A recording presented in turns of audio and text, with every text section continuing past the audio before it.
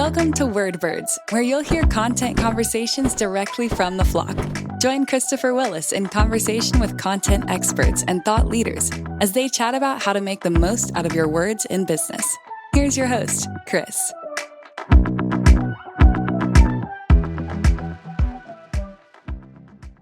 Hello and welcome to Wordbirds, a birds of a feather conversation with people who care about words. Today on the show, Kyle Martin, Director of Content Development at University of Central Florida. We're going to talk about how really wanting to write, wanting to tell stories builds a storyteller from a career standpoint, and how it's not just about creating a lot of content, it's about creating the right content to get to the end results for the audience. In this case, largely nonprofit content trying to help people and impact their lives. So let's sit back and get some insight from the flock. All right, Kyle Martin, welcome to Wordbirds. Thanks for having me. I am thrilled to have you here. I really want to talk about, here you are in a director of content development role at University of Central Florida. How'd you progress to this? How'd you get here? Sure. So I think it really starts with just being a writer and always being the kid on the school bus that was reading books. I was talking this week. My daughter takes after me in a lot of ways. She's always got her nose in a book, and that I think starting out with a love of writing and a love of storytelling is really where everything began from there. Moved on to high school, trying to figure out what I wanted to do with my life, and realized it'd be pretty cool if people would pay me to write. You know, if that's something I enjoy to do, might as well get paid for it. I think I had grandiose plans of working for National Geographic was kind of my goal going into college. I went to Mississippi College and went into the journalism program there to become a newspaper reporter. Graduated from there. I think like all of us, we have ideas, we have plans, and then we actually get in the job and we're like, oh, I had no idea what I was doing. But I loved every minute of it. I was a reporter for 8 years. I worked at 3 different newspapers and really enjoyed. There's two sides of newspaper reporters. There's the reporting side, and then there's the writing side. And reporters tend to be strong on one or the other. And you can be good at both, but you're better at one or the other. And I think I've always been a better writer. So I was a reporter for 8 years and got to the point where I was delivering pizzas on the weekends to make ends meet. I had a growing family at that point and loved the job, but needed something more stable, something with a little bit more of a future to it. So moved into marketing. Nonprofit marketing has always been much more attractive to me than for-profit or something where you're selling widgets or trying to market widgets. And the storytelling aspect of it was really important. I went into marketing with no clue how to do marketing. It was the storytelling aspect of it. And I started at Wounded Warrior Project in Jacksonville. When I left my last newspaper, I was working with post 9/11 veterans and working with veterans and telling their stories. And I could see the power that storytelling had to influence decisions. And even from a crime standpoint, when I was public safety reporter, you look at, for instance, crime statistics, and you can write a story about crime statistics, but that doesn't really tell you what that means. 50% increase in burglaries. But if you go and knock on doors and you tell the story of someone that is living in fear that they have their door barred, they bought a dog because they're scared of it, suddenly that comes to life. And that was what really appealed to me, was the aspect of storytelling. And nonprofit marketing was able to provide that me as well. So with Wounded Warrior Project, I was managing publications there. I was doing a lot of video work, telling stories, and helping everyone from Congress. We put out a policy report to even brands like Brawny and Heinz and Campbell's, and putting all those, when you would go into the restaurant, you saw the Heinz bottle with the Wounded Warrior Project logo on it. Those were the type of campaigns that I was working on. In all those respects, it was working and managing the team of veterans that volunteered their stories and finding the salient details, the stories that would connect with people and help people understand. So went from Wounded Warrior Project to Florida Polytechnic University. Moved to Orlando. My wife's from Orlando. We love Central Florida, and did a lot of the same thing there. This time, Florida Poly was a brand new university. They were literally built from the ground. They were there for 3 years when I started. So a lot of the same types of things. You don't know what Florida Poly is. They don't know what they do, why they exist. We didn't even have a graduating class at that point. It was still like really brand new. So it's fun when you start at something completely brand new. It can be frustrating in some respects because you don't have any rules and guidelines. You don't have things that are established, but it's also brand new opportunity to do whatever you want to do, to define what our brand looks like and what we do. I actually was involved in the rebranding campaign when we unveiled a new logo and a new website and all these types of things. And along that way, we were talking about stories the whole time, talking with alumni, talking with students, talking with donors, everybody that formed the fabric of Florida Poly and defined that brand and identity. From there, I went to the really small nonprofit, Healthy West Orange in Central Florida. And again, going back to storytelling, they were really small. When we were talking about small offices, I was in a converted bathroom. Like every time there was a flush in the wall, you would hear it. So super small, and they packed me in there, and it was a great time. It was, again, it goes back to, people know they want to be healthy, but they don't know how to be healthy. And you can preach, well, you shouldn't eat hamburgers all the time or French fries or whatever, but that doesn't really make it exciting. People know that, and it's hard to make people healthy too. I mean, you have to give up hamburgers. So telling stories and making dynamic content that's exciting, that has people that look like you, that tell your story, those are the types of things that connect with people and help influence behavior. So then that landed me at University of Central Florida. It was a great opportunity. We're one of the biggest universities in the US, and I work specifically on the College of Sciences marketing team. Being such a huge university, there is a central marketing team, and then each of the colleges, there's 13 colleges, have their own marketing team to tell the brand story. What is the college about? What do we do? Why do we matter? And taking all those different stories. We're doing alumni and student stories and research stories and faculty stories, and we're directed in part by top leadership. It is some top down. These are what we want to do. We want to be a top research university in the US, but then going down to the dean level, and what are our dean's priorities? How does she want to position our college? And then finding the messages to go with that. More than just the messages, how can we show that? That's the old writing adage, show, don't tell. And showing what we mean and showing what we do is my day to day, showing why we matter, why people should be interested in us. So provocative statement of the day. When you're doing that, when you're building out that new brand at a place like Central Florida, more content, better. Just build as much content as you can. Well, that's your provocative statement, and that's a resounding no. Partly, well, I mean, just for purely practical purposes, having the resources and time to do bajillions of things is not feasible. You wind up diluting your message and diluting your resources and running yourself ragged, just trying to chase everything down. But more importantly, golly, we have so much content to begin with. There's just bombarded all day long by content. So why should I listen to this? Why should I pay attention to whatever you're saying? And we can't reach everybody all the time. That would be great, but that's just not feasible. So then you start to look at what you're trying to say, what matters the most. Pick 2 or 3 things and then tailor the content to that. And then you're much more intentional. It's personally more rewarding because you don't feel so stretched out. You feel like you have a vision and you have something that you're trying to work towards. So being intentional with content gives you purpose and direction as a team. It helps your team feel like they're going towards a finished goal, but it also gives your consumer a more nuanced and relevant and useful piece of content too. How are you defining what matters most? How are you setting your agenda? Depends on, well, we start with, set objectives. These are where we want to see ourselves in the year. And then working backwards from there. Well, if we want to do this, how are we going to show this? How are we going to do this? So I'll give you, for instance, I'll show and not tell. We are working on setting up a new project called the Expert Initiative that I've been working on. And University of Central Florida is a research university. We were founded to supply a talent pipeline to Cape Canaveral close by. We're about an hour from Cape Canaveral. So we were set up beginning to do that, to bring all the engineers to NASA, to bring all the physicists to NASA, and we've expanded greatly since then. So the College of Sciences spans everything from sociology to chemistry to mathematics. We're a lot of different disciplines, which again, it makes it hard sometimes to decide how are we going to bring all these different disciplines, and some that are vastly different. The difference between the School of Media and and physics and math. We have nice, creative, digital video game type of program versus really hard numbers. So you have to kind of find and define that overarching message. What matters the most? What is the commonality between these things? So what I settled on was that we were experts. We are experts in what we do. When you need a media expert, this is where you should come, is the College of Sciences. When you're a high school senior and you're trying to find the right university for your program, come to College of Sciences. We're experts here. And that is a commonality. Now, then you kind of define experts.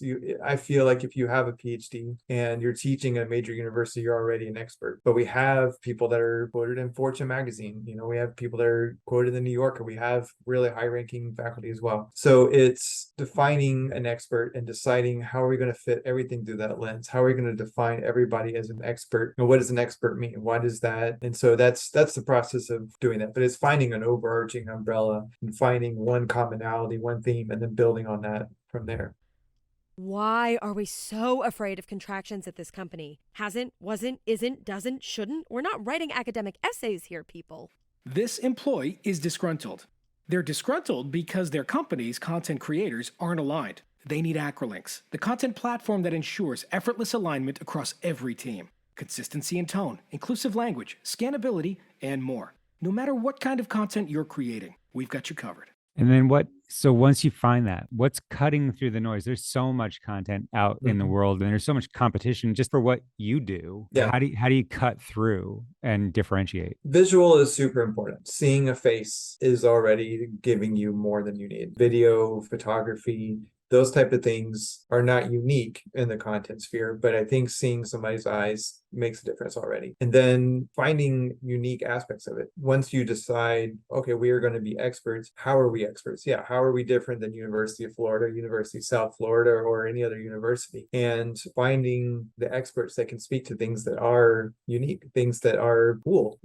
We have the advantage of things like having the sea turtle program, the Marine Turtle Research Group. Everybody gets sea turtles, but then you start digging into things like statistics, which is a pretty niche field. But if you find out cool things like, Snapchat filters are built in AI and deepfake videos are all based in statistics. Well, suddenly you're speaking in the language that everybody understands. You're speaking the cool language. You're speaking things that people can relate to. So that's really how you cut through the noise, is to find what the layman can understand, how this affects your everyday life. How if you didn't have this research, your phone wouldn't work, or your car wouldn't work, or you wouldn't be able to stream videos at night. I mean, that's what math is doing. And they're working on sending, all of the Ethernet and things like that make streaming services possible. It happens because of people in the math department. So helping people understand how their life would be different with or without this research helps cut through that noise and make it more relatable. 100%. I mean, in my world, it's finding that value that people care about. So,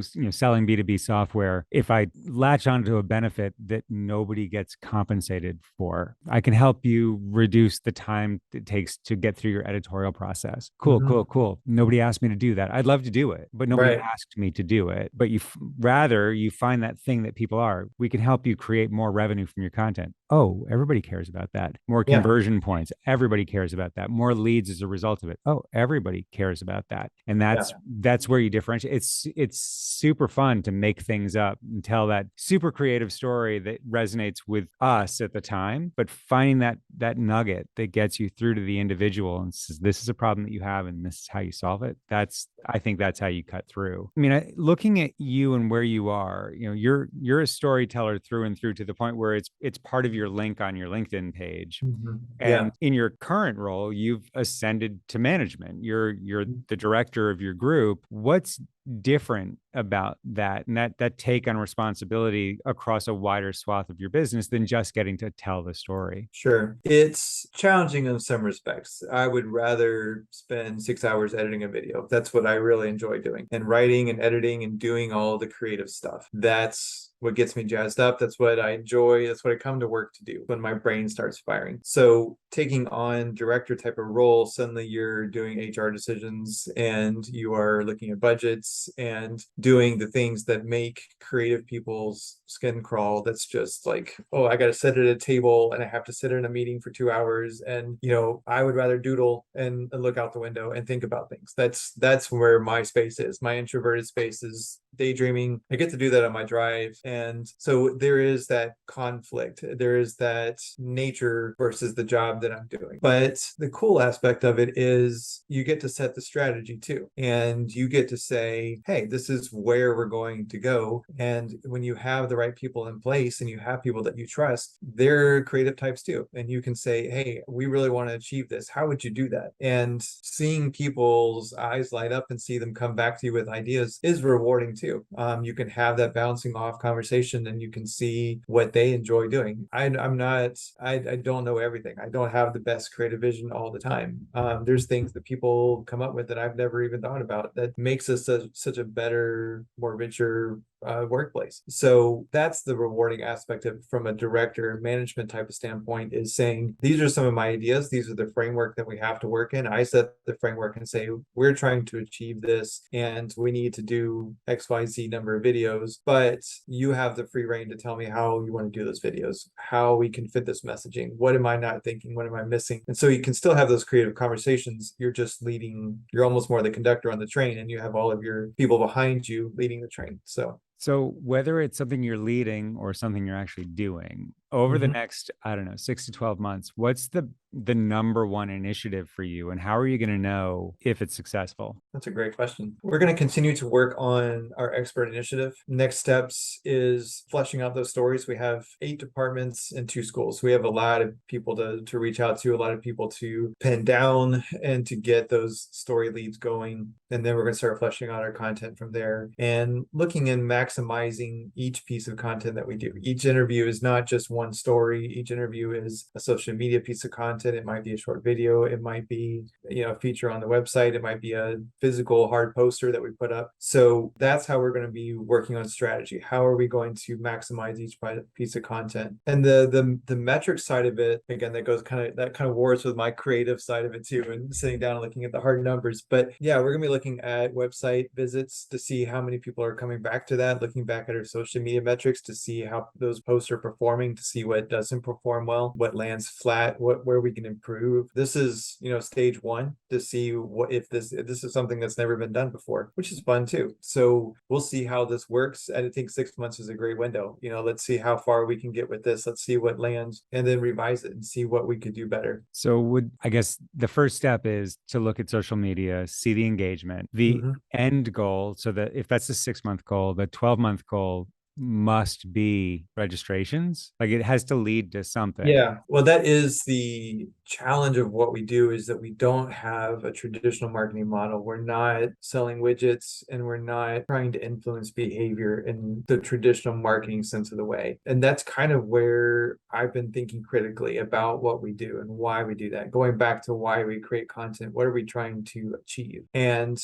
some of our metrics, some of our goals is to create a more comprehensive student experience. We've never really focused on students as much and what they do, and we can help create a better student experience so that students feel like they're part of a bigger community. The college experience dramatically changed after the pandemic and everything went remote, and even with students coming back on campus, the experience is still not the same. We were still quite a number of digital online classes before the pandemic, but it just changed the way people approach classes and learning. And in the process, and it opened a lot of benefits, but it also lost a lot of that college experience where you go to parties and you hang out with people and you go to class and you sit next to people. I mean, that's how I met my wife, is sitting in the back of a communications class. And so you miss out on a lot of that and you lose that personal touch and you lose that experience. So that's a lot of what we're trying to build back again, is to show that if you're a chemistry major, there is other chemistry students, there are alumni that have gone on to build creative, great jobs you can strive for. There are seniors that have experienced tough experiences and they're here to help you. There are great jobs, industry partners that we're working with. So that's going to be our metrics. And I think it'll probably be some surveys. It'll be looking at our metrics and what's performed, working with the individual departments and their social media to see how our content has helped, even serving in a consultant role and seeing how those individual departments can improve their marketing presence as well. Nice. All right. It sounds like you've got a lot out in front of you. You're essentially reinventing the college experience on the fly as the world changes, which is, I think, either a very enviable task or possibly unenviable, depending on who you're talking to and where it sits. How, for people that are interested in continuing this conversation, how would the audience get in touch with you? I'm on LinkedIn. You can find me pretty quickly. Kyle Martin, just in the College of Sciences at UCF. Fantastic. Kyle Martin, thanks for being on the show. Had a great time talking to you and look forward to talking to you again in the future. Thanks for having me.